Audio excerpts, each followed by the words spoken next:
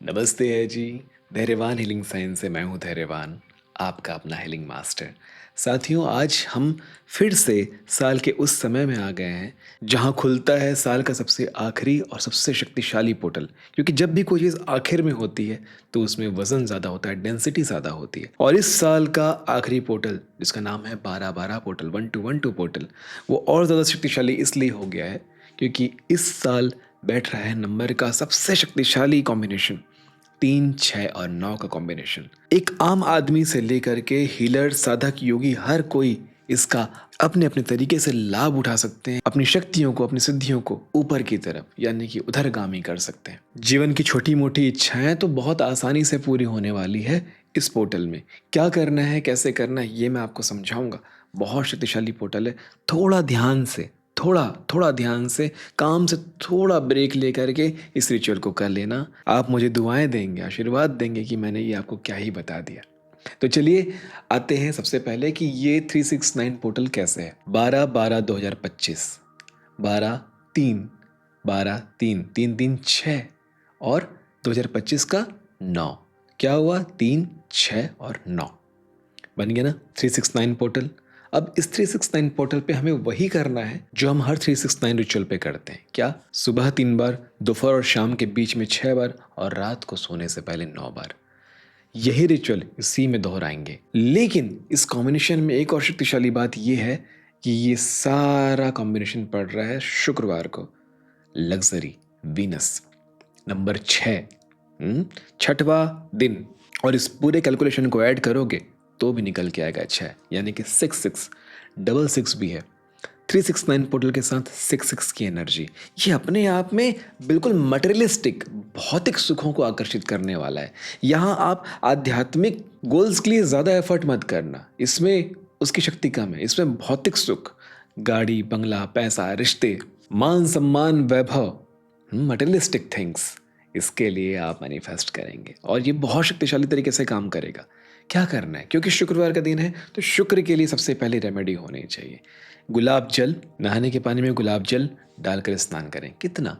थोड़ा सा, 1 कप गुलाब जल 1 बाल्टी पानी में डालें, स्नान करें। पूरा शरीर, पूरा आभामंडल गुलाब के अर्क से शुद्ध हो जाएगा। या दूसरा तरीका ये भी हो सकता है कि 1 रात पहले पानी में गुलाब के फूलों को भिगा के रख लिया, एक कांच के बाउल में 1-2 गुलाब के फूलों को भिगा के रख लिया।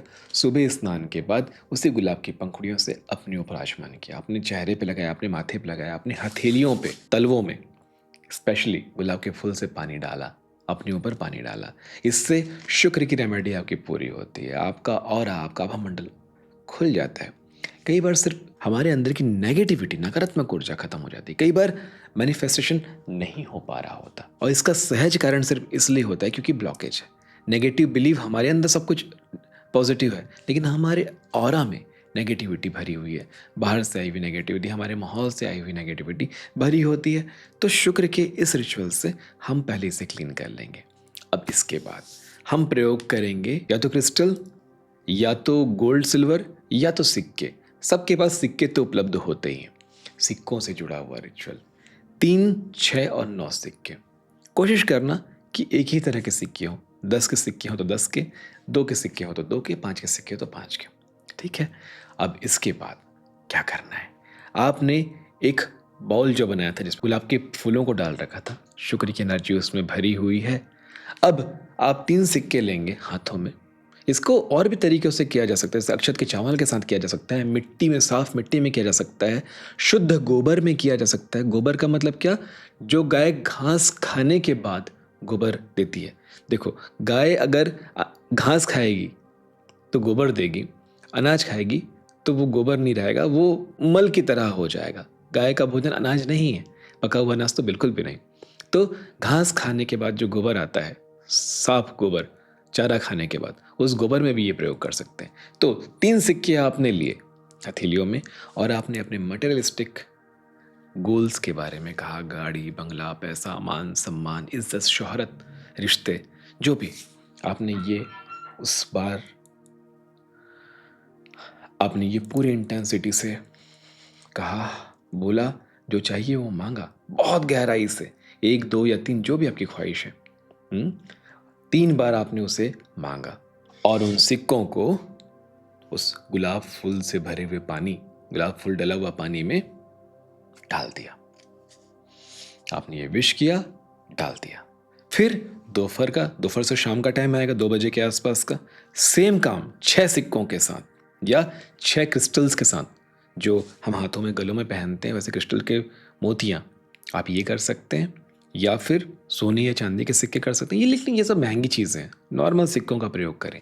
6 सिक्के लें, फिर वही करें, वही चीज़ जो सुबह बोला गया था, 6 बार, 6 टाइम्स, पूरे जान लगा के, पूरी प्रेयर लगा के, सांसों को रोक के बोले तो बहुत शानदार होगा। मतलब कि 6 बार में 6 बार सांसें रोकें, सांसें रोक करके बोले और फिर उन सिक्कों को वही पानी में डाल दें। सेम काम। अब पूरे दिन आप उस भाव में बने हुए हैं। रात का समय है 9 बजे, 9 बजे के आसपास का समय, आपने फिर से वही चीज़ किया। 9 सिक्के हाथों में लिए, पूरी इंटेंसिटी के साथ, पूरी क्षमता लगा के, पूरी सामर्थ्य लगा के। हो सके तो ये रिचुअल करने से पहले प्राणायाम कर लेना, क्योंकि जब शरीर में ऑक्सीजन भर जाता है तो ध्यान बहुत तीव्रता से लगती है, हाईनेस आ जाता है एक तरह से।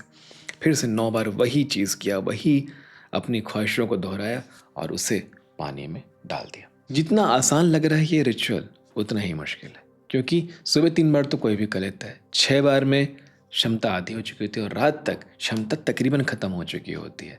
9 बार करना आपके लिए बहुत मुश्किल होने लगेगा। लेकिन आप आज से ही अपने आप को प्रिपेयर कीजिए, मेंटली प्रिपेयर कीजिए कि ये करना है, और आपने 9 बार ये कर दिया और रात भर इसे छोड़ दीजिए, रहने दीजिए वहीं। अगले दिन सुबह आपके पास सिक्के जितने भी होंगे, जितने भी 10, 15, 20 रुपए होंगे या 100, 150 रुपए होंगे, उसका कुछ भी खरीद करके किसी को खिला दिया या डोनेट कर दिया या मंदिर में छोड़ा है, मंदिर के दान पेटी में डाला है, या कहीं भी जहाँ वो यूज़ हो जाए दूसरों के लिए। और उस पानी को घर से बाहर कहीं दूर किसी पेड़ के नीचे जा कर के डाल दें, किसी बड़े पुराने पेड़ के नीचे, जैसे वट वृक्ष होता है, पीपल का पेड़ होता है, पुराने नीम का पेड़ होता है, वहाँ उस पानी को डाला है। यानी कि वो सारी ऊर्जा आपने प्रकृति में समर्पित कर दी और बस शांत होकर के अपने दैनिक जीवन में, अपने कर्म में लग जाए और उस ब्रह्मांड से आने वाली ऊर्जा का बस स्वागत में खड़े रहें। इंतज़ार नहीं करना, केवल स्वागत में खड़े होना, क्योंकि जब प्रकृति में चीज़ें समा जाती है तो ब्रह्मांड तक वो बात पहुँच जाती है और वहाँ से रिसीविंग शुरू हो जाता है। तो आपको पीछे नहीं पड़ जाना है, अपने कर्म में ही लगना है। सहज कर्म, जो भी आपके लिए आएगा, जो भी विचार आपको आएंगे, जो भी गाइडेंस आपको आएगा, बस उस दिशा में चलते जाना है, सहज हो जाना है। डेस्परेशन में नहीं रहना है कि मैंने कुछ किया है तो कुछ मिलने वाला है, सब काम छोड़ के उसको रिसीव करने के लिए बढ़ जाओ। नहीं, रिसीविंग का मतलब ये नहीं होता है आस्क, बिलीव और रिसीव जो हम कहते हैं, हाँ, कि मांगो, विश्वास करो और प्राप्त करो। तो प्राप्त करने के लिए झोली खोल के भिखारी की तरह नहीं बैठना होता है। प्राप्त करने का मतलब ये होता है कि आप सहज भाव में लग जाते हैं कि वो तो आ ही रहा है बैंक अकाउंट में, कि वो तो आ ही रहा है आपके पीछे, जहाँ भी जमा होता है वो आपके लिए आ ही रहा है। तो उसके आने के बाद क्या करना था, उसके आने से पहले क्या करना था, उसके साथ क्या करना है, ये होता है सहज भाव। उस सहज भाव में चले जाइए और सरलता से छोड़ दीजिए और आप देखेंगे कि बहुत ही कम समय में ये मैनिफेस्टेशन आपका हो गया।